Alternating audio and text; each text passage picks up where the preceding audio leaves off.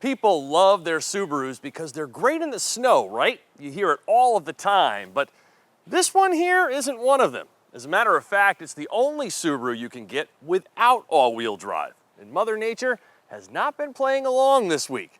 This here is the all-new second-generation BRZ with a 6-speed manual and summer-use tires.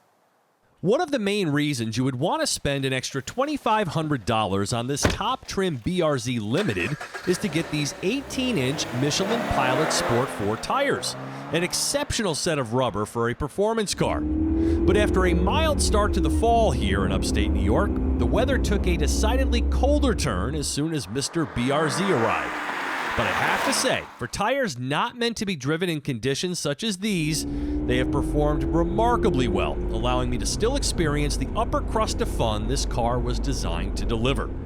With their over 15-year alliance growing stronger by the day, the BRZ is a jointly developed car with Toyota, who themselves market it as the GR86. The 4-cylinder boxer engine, Subaru. The fuel system, Toyota. All-wheel drive, nowhere to be found. Rallyist, like Akio Toyoda himself, waxed poetic about Subaru's hallmark all-wheel drive system, but it's not desired here. The BRZ is a forthright, rear-wheel drive sports car, the kind that's pictured on the endangered species list, 6-speed manual and all.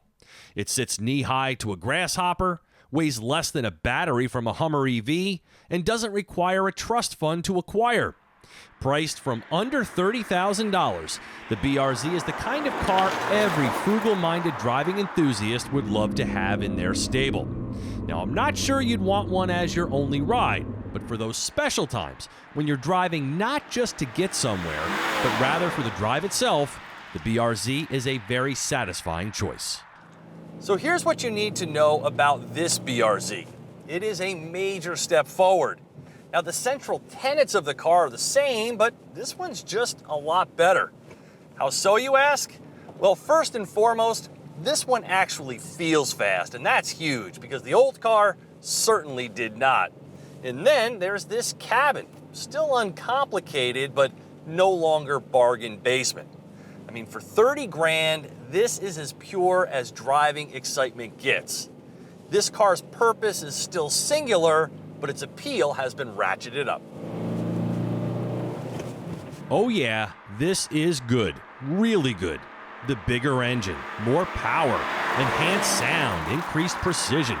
This BRZ has achieved full maturation without diluting the fun. Now, I was never a huge fan of the old car, but this one, properly equipped with the manual, is a stroke of genius. With a naturally aspirated 228 horsepower and 184 pound-feet of torque, peaking at 3,700 RPM. This high-revving 2.4-liter 4-cylinder flexes its muscles with excitable acceleration, more readily available throughout the gears, all while treating you to a racy, appealing soundtrack. That particular visceral component, though, is left inside, as out here, the BRZ just kind of smoothly purrs as it goes by. Even with less than ideal road conditions, the Pilot Sports have mostly hooked up surprisingly well, benefiting from the car's Torsen limited slip and an even lower center of gravity than before. The car turns in beautifully and now has the power to make the next step fun, powering out of the corners. 0 to 60 has improved to close to 6 seconds flat. The shifter isn't vague in its action.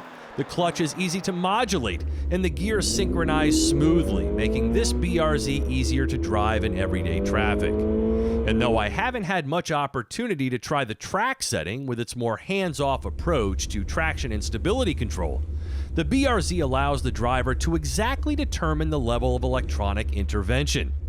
And then these manually adjustable sports seats snug you in place but aren't intrusive, while the ride comfort is nicely balanced for a sports car without ever feeling punishing. As for the cabin, what used to be a complete afterthought is now much more respectable. The Limited's inclusion of leather and suede heated seats with red accents classes the place up, and the Starlink touchscreen without navigation is basic but not half bad and supports phone integration via USB. The 8-speaker sound system doesn't carry a brand name, but does have good customization features. But you're going to have to crank it up. The BRZ isn't quiet inside, and with the salt and gravel pinging off the aerodynamically enhanced underbody, it can be quite noisy. As for Subaru's fancy eyesight system, if you want adaptive cruise, lane keep assist and the like, you'll have to opt for the automatic transmission, which in this case I would strongly urge against, because this is the kind of car that truly benefits from the kind of driver involvement a stick shift provides. But this car still gives you blind spot detection with rear cross traffic alert. There's also some performance gauges with which to play, and a change to a tachometer-focused display when in track mode. You do leave some MPGs on the table choosing the manual, however, as the days of rowing your own gears to improve fuel economy are long gone. It also wants premium gas to help it achieve 22 MPG in combined driving, though I beat that number this week. But if you do a fair amount of highway driving, you'll wish for a 7th gear here to knock down the RPMs another notch. Oh, and yes, there are rear seats, and no, don't subject anyone, even kids, to them. There are no headrests, and it's completely claustrophobic.